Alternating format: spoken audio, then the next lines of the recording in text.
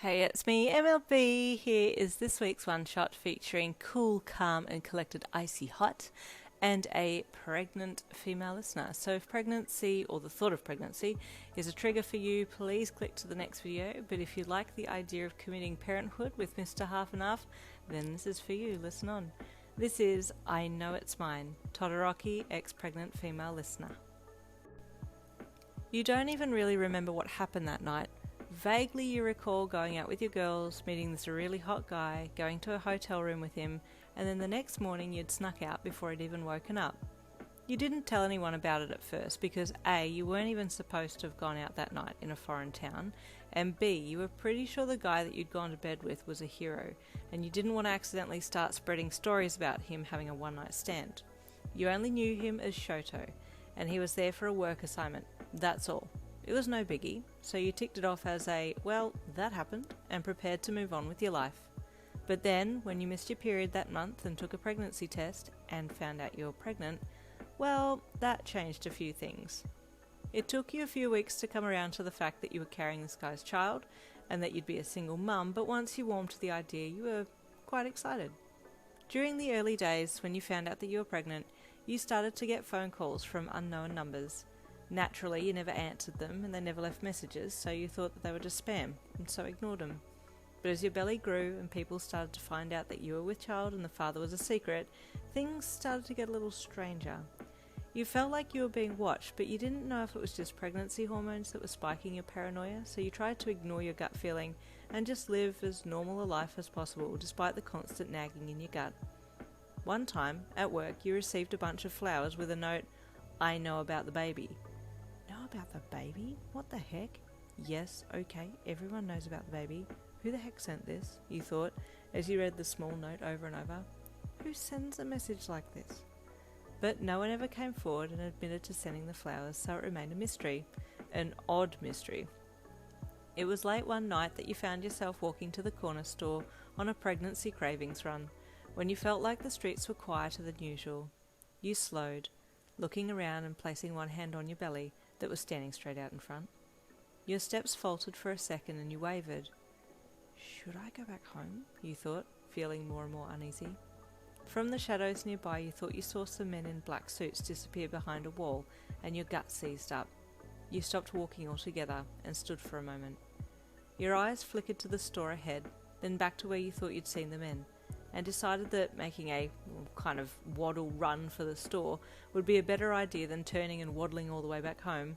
The store potentially had more people in it, so you could get help there. There was less a chance of being kidnapped with other people around. So, gathering your courage, you made for the store and got inside without any problems. Calming your beating heart, you walked to the aisle that had the food item you're after. Then, after getting some packets of said food item, you slowly walked around the store to bide some time and work out what you should do next. You'd thought that maybe that there were more people in the store, but there was no one, it was just you, and you couldn't even see a cashier. You sighed and headed for the back of the store to wait and see if anyone else did come in. It was a second later that you heard the door of the store slide open, and a young guy walked in. He had a hat and large sunnies on, but the way he carried himself oozed confidence, and you couldn't help but watch him through the shelves as he walked down the aisle to the back of the store. Surprisingly, he rounded the corner and walked straight over to you, then stopped in front of you and you looked up at him. "Hello, Yin," he greeted in a monotone, soothing voice. The tone in his voice jump-started a deep-seated memory for you, and you scrunched your brows together, trying to remember where you'd heard his voice before. He saw the look on your face and reached for his hat to pull it off. He removed it, then his glasses, and you gasped. "Shouto?" you whispered. "I know about the baby," he said in a low voice. "It's mine, isn't it?"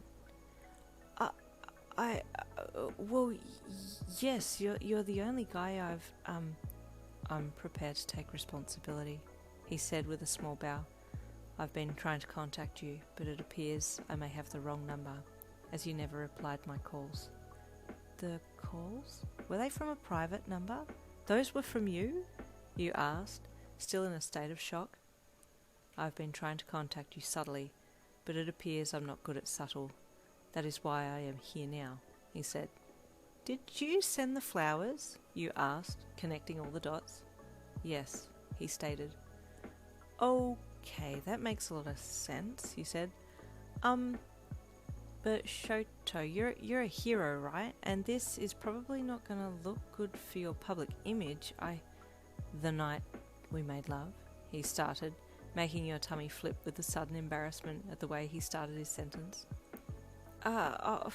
It's fine.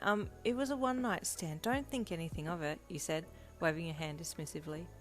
No, I want to get to know you, and I want to support you. It's my duty, he stated firmly. Shouto, I don't really know what to say. Give me a chance to prove myself, he asked. Okay, you said, placing a hand on your belly. You look beautiful, Yin, he then added, a softness entering his tone as his beautiful eyes fell to your belly. I feel really heavy, you admitted randomly, your eyes leaving his to look out the shop window at the other end of the store. Oh, actually, you remembered the men that you thought you saw. I do need a little help. I think I'm being followed. I saw some men in black suits hiding in an alleyway as I came here, and I'm just worried that Oh, my apologies. They are with me. I had them keeping watch to ensure your safety and well-being, he admitted with a bow. Please allow me to see you back to your house safely. Oh, okay, in that case, yes please, you smiled at him. He nodded and offered you his hand, then linked your arm with his as you stepped in beside him. Your heartbeat increased as he walked you to the front, paid for your food, and then took you outside to his limousine. You talked minimally on the way to your place, then he let you out and said goodnight, and you were left to think about everything that had happened. Over the next few weeks, Shouto was present. Although he didn't talk much, he did seem to care about what had happened between you two.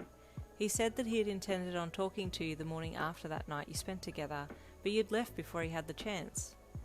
Would you accompany me to my house in the mountains? He asked one night, as you two were having a quiet hot drink at your place. That would be nice, you said with a smile. Good.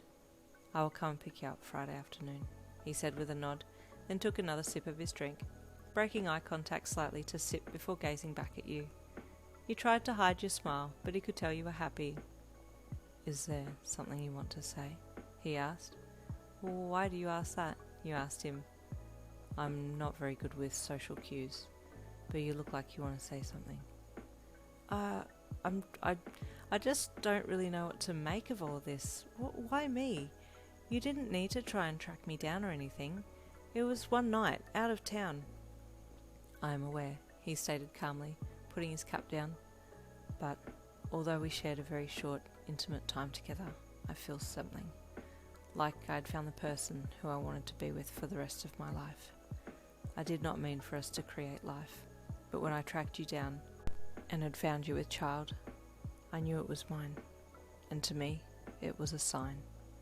Your heart melted, and you softened as he reached out and took your hand. Let's pursue this. I want this forever, he said lowly as he leaned into you. He was intending to possibly kiss your cheek, but you turned your head to make sure that your lips met his, and that's how you stayed, kissing gently on the lounge as his hand rested gently on the side of your belly. And there it ends, short and sweet. Stay tuned for next week's one shot coming next Wednesday.